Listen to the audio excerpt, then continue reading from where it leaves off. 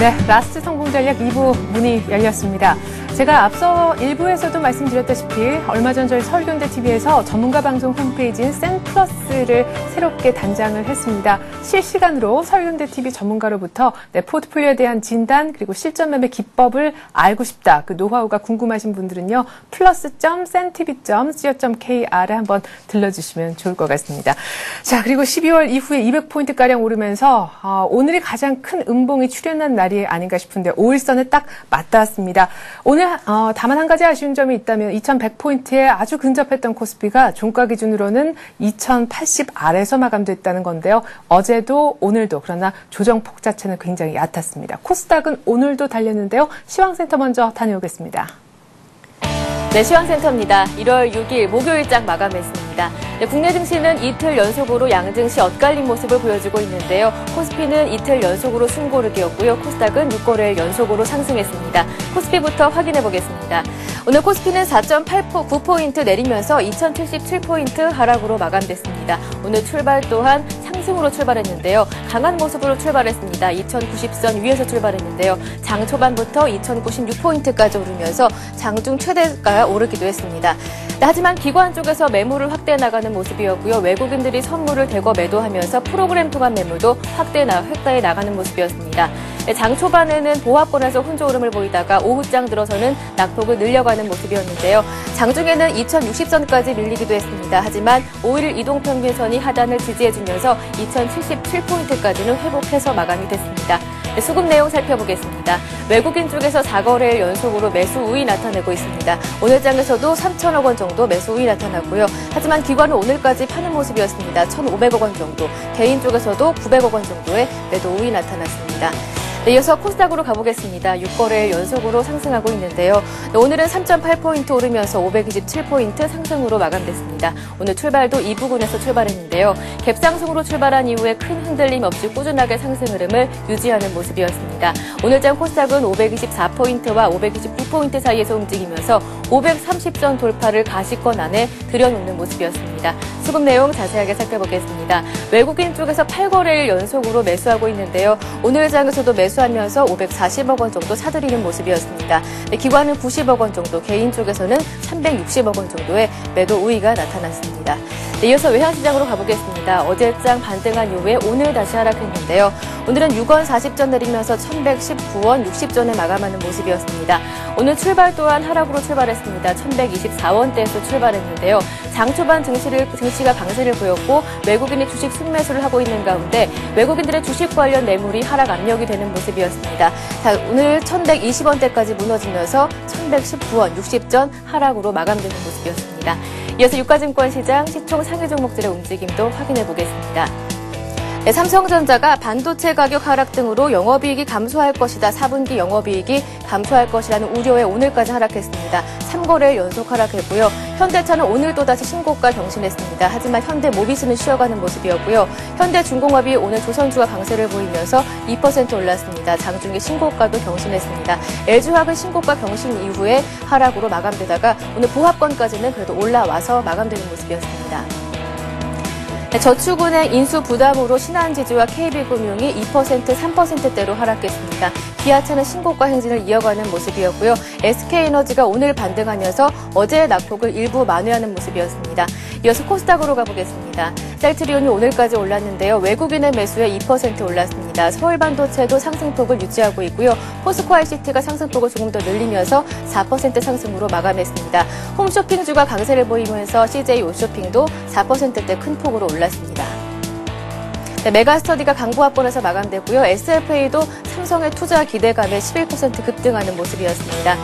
네, 이어서 특징 테마주 살펴보겠습니다. 네, 어제 금융인 신년사에서 금융지주사들이 저축은행 인수 의사를 밝히면서 인수 부담감에 일제히 하락하는 모습이었는데요. 신한지주가 2%대로 하락했습니다. KB금융도 3% 하락했고요. 나머지 종목들도 1%대에서 2%대로 내리면서 금융지주사들이 약세였습니다. 하지만 저축은행주들은 피인수 기대감에 큰 폭으로 올랐습니다. 모두 상한가 진입한 채 마감이 됐는데요. 오늘 푸른 저축은행은 신고가도 경신하면서 강한 모습을 보여줬습니다. 네, 이어서 화학주 한번 살펴보겠습니다. 연일 신고가 랠리가 이어지고 있는데요. 외국인과 기관의 매수도 지속되는 모습이었습니다. 네, 차트상에 보이는 모든 종목들이 52주 신고가 다시 썼습니다. LG화학이 신고가 오른 이후에 장중에 약보합권에서 거래되다가 보합권까지는 올라와서 마감됐고요. 금호석유가 10%대로 큰 폭으로 올랐습니다. 나머지 종목들도 1%대에서 4%대로 오르면서 화학주가 연일 강한 모습을 보여주고 있습니다. 네, 이어서 IT 부품주 살펴보겠습니다. 삼성에서 사상 최대 규모의 투자 계획을 밝히면서 IT 부품주들이 일제히 오르는 모습이었습니다. SFA가 11% 큰 폭으로 올랐고요. 오늘 덕산 하이메탈부터 아바코까지는 52주 신고가 다시 썼습니다. DMS와 프롬서티도 상한가 지집하면서 마감하는 모습이었습니다. 네, 마지막으로 남북 경협주 살펴보겠습니다. 북한에서 남북 당국 간 무조건적 회담 개최를 제안하면서 남북 경협주들이 호재로 인식하는 모습이었습니다. 재룡산업이 2%대로 올랐습니다. 이화전기가 5.7% 올랐고요. 나머지 종목들 강보합권에서 3%대로 오르면서 남북 경협주가 오늘 강한 모습을 보여줬습니다. 이렇게 오늘 시장 흐름 한번 살펴봤습니다. 기관의 매물이 이틀째 코스피 지수의 발목을 잡고 있는데요. 어제에 이어서 기관이 오늘도 금융주 쪽을 집중적으로 매도했다는 점 참고하시기 바랍니다. 지금까지 마감 시황이었습니다. 네, 우리는 이틀째 조정을 받았지만 일본은 오늘 1.4%나 오르면서 니케이가 1,500을 넘어 8개월 내 최고치를 기록하면서 조금 대비되는 날이었던 것 같습니다. 지금부터는 전문가가 오늘장 어떻게 봤는지 특징 추려보고요. 내일장 미리 대비책을 세워보도록 하겠는데요. 대신증권 컨설팅 랩에 있는 최진 책임연구위원과 함께하겠습니다. 안녕하세요. 예, 안녕하십니까. 네, 코스피 오늘 이틀째 약세 어떻게 보셨는지 외국인들 선물 많이 팔았는데요. 예, 일단 오늘 코스피 증시를 보시면은 미국 증시 상승 소식에 장 초반에 2,096포인트까지 상승을 하기도 했었지만은 투신권을 필두로 한 국내 기관들의 차익 실현이 이어지면서 장중 2,070선이 무너지는 등 약세로 좀 더 전환되면서 이틀째 숨고르기가 진행되는 모습이었습니다. 한편 업종별로는 특히 금융주들의 약세가 눈에 띄는 모습이었었는데요.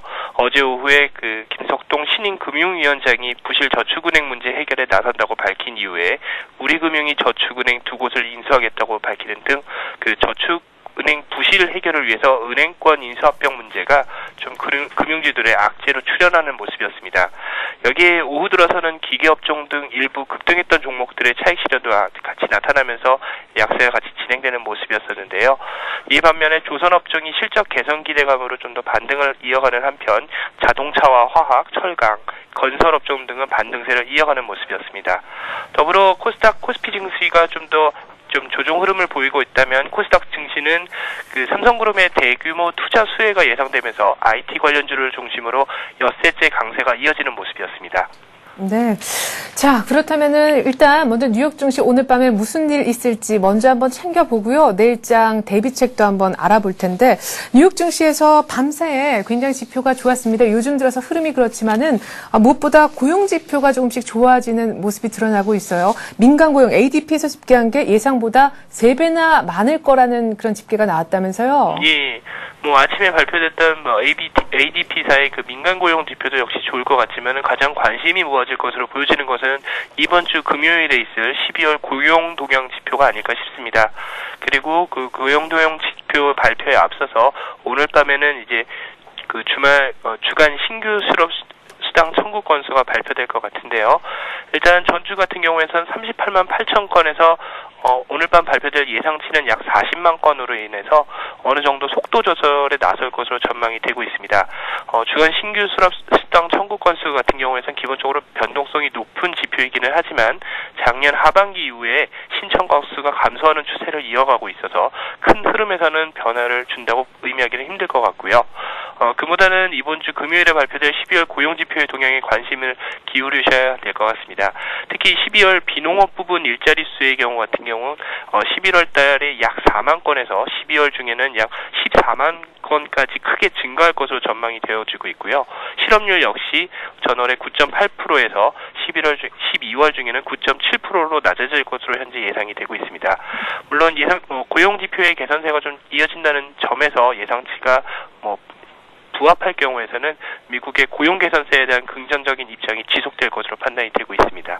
네, 이미 2년 내 최고치를 찍고 있는 뉴욕 증시인데 일단 ADP 민간 고용 좋았고 지난주 주간 실업수당 청구 건수 굉장히 좋았기 때문에 내일 또 중간 다리 역할을 할 고용지표마저 좋았으면 하는 바람이 있습니다. 자, 이제 내일장 투자 전략 미리 한번 좀 세워보는 시간을 가질 텐데요. 앞서 말씀해 주셨듯이 이제 삼성전자의 4분기 실적 가이던스가 바로 내일 나오지 않습니까? 때문에 오늘 여러 가지 투자 규모 이슈로 중소형 IT 부품주가 이미 많이 오른 상황인데요. 내일 아침에 어느 정도 좀 정리를 해야 됩니까? 지금 잠정치가 어느 정도 규모인지요? 예, 잠정치는 제가 현재는 아직 파악을 하지 못하고 있는데요. 현재 나서고 있는 것은 시장 컨센서스에서 크게 변동이 되지는 않을 것으로 판단이 되고 있습니다. 일단은 코스피 지수 자체적으로 본다면은 역사적 고점 돌파 이후에 어느 정도 약간 숨고르기 상황은 이어질 것으로 보여지고 있고요. 다만 긍정적인 것은 외국인이 지수 조정에도 불구하고 나흘째 대규모 순매수를 이어가고 있기 때문에 상승 추세 유지 속에서 숨고르기가 진행될 것으로 보여지고 있고요.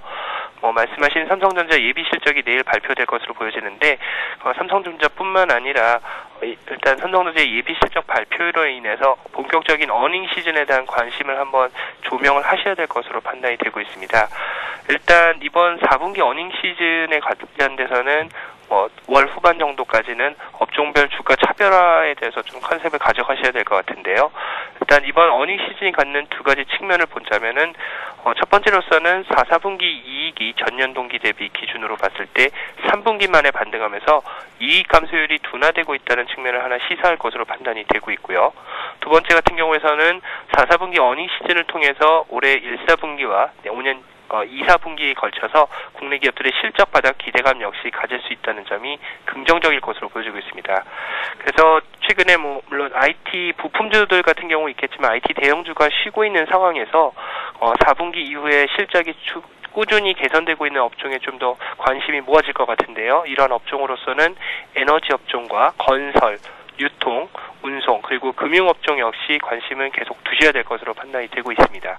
네, 금융업종 얘기하셨으니까 질문을 안 드릴 수가 없을 것 같아요. 오늘 이렇게 많이 급락한 금융지주 회사들 내일 아침에 반등 못하면 어떡할까 걱정 많이 하실 것 같아요. 예, 대부분의 오늘 애널리스트들이 전망을 하기를 일단은 단기적으로 정책 리스크에 따른 조정은 있을 수 있을 것 같지만은 컨센서스 자체가 그 폭과 시기에 대해서는 좀 제한적일 것으로 보여지고 있습니다.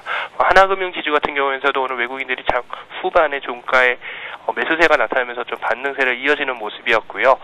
단기적인 충격 정도로 이해를 하시는 게 낫지 않을까 예상을 하고 있습니다. 네. 자, 그래요. 이렇게 해서 내일장 투자 전략까지 미리 한번 세워보는 시간 가졌습니다. 현대 대신증권 컨설팅 랩에 있는 최진 책임 연구위원의 분석이었습니다. 고맙습니다. 네, 감사합니다.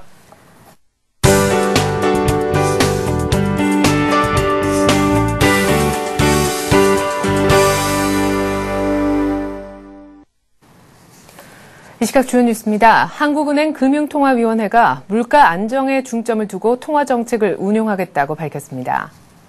한은금통위는 오늘 임시회의를 열고 기준금리는 물가 안정 기조를 확고히 하는 데 중점을 두되 국내외 금융과 경제 상황 변화 등을 종합적으로 고려해 운용하겠다고 밝히고 이 같은 내용의 올해 통화신용정책 운영 방향을 의결했습니다. 금통위는 올해 소비자 물가가 3%대 중반의 오름세를 지속할 것으로 전망하고 특히 국제 원자재 가격, 임금, 집세 등이 물가 상승을 이끌 것으로 내다봤습니다. 올해 상반기 주택매매 시장의 하향 안정세가 상승세로 반전될 것이라는 전망이 나왔습니다. 한국부동산연구원은 오늘 올해 상반기 전국 집값은 1.5에서 2.5%, 땅값은 0.5에서 1.5% 오를 것이라는 예측치를 내놓았습니다. 예측치는 감정평가사, 공무원, 교수, 연구위원, 부동산업계 종사자 등 전문가 105명의 의견을 조사해 나온 것으로 집값의 상승세를 점친 응답자들은 주택가격이 저점이라는 인식의 확산과 경기 상승 기대감, 구매력 증가, 또한 공급 물량 감소 등을 이유로 꼽았습니다. 그러나 일부 전문가는 세계 경제에 불안 요소가 남아있고 추가 금리 인상 등 시장 불확실 요인도 존재한다고 지적했습니다. 지난해 12월 주택담보대출 액수가 5조 원에 육박하면서 4년여 만에 최고치를 기록했습니다. 오늘 금융감독원에 따르면 지난해 12월 예금 취급기관의 주택담보대출이 4조 9천억 원가량 증가한 것으로 잠정 집계돼 지난 2006년 11월 주택담보대출 증가액이 5조 1천억 원을 기록한 이후 최대 규모인 것으로 나타났습니다. 이에 따라 금융권의 주택담보대출 잔액도 379조 3천억 원으로 사상 최고 기록을 경신했습니다. 금감원 측은 이 같은 현상에 대해 비수기인 12월에도 주택담보대출이 급증한 것은 특이한 상황이라면서 부동산 수요자들이 봄 성수기를 앞두고 미리 움직인 것 같다고 설명했습니다. 주가 상승과 더불어 주식 부자들이 대거 늘어난 것으로 나타났습니다. 오늘 재벌다큐이 1,808개 상장사 대주주 및 특수관계인 보유지분 가치를 평가한 결과 1,000억 원 이상 주식 보유자는 역대 가장 많은 171명인 것으로 조사됐습니다. 이들 가운데 1조 원 규모가 넘는 주식 부자도 역대 가장 많은 15명에 달했습니다. 특히 정몽구 현대차그룹 회장은 계열사 주가가 크게 오르면서 보유 주식 가치가 7조 원을 넘어 이건희 삼성 회장에 이어 두 번째를 기록했습니다. 이어 현대중공업 대주주인 정몽준 전 한나라당 대표가 3조 6,781억 원으로 3위를 차지했으며 정의선 현대차 부회장이 2조 3,068억 원으로 뒤를 이었습니다.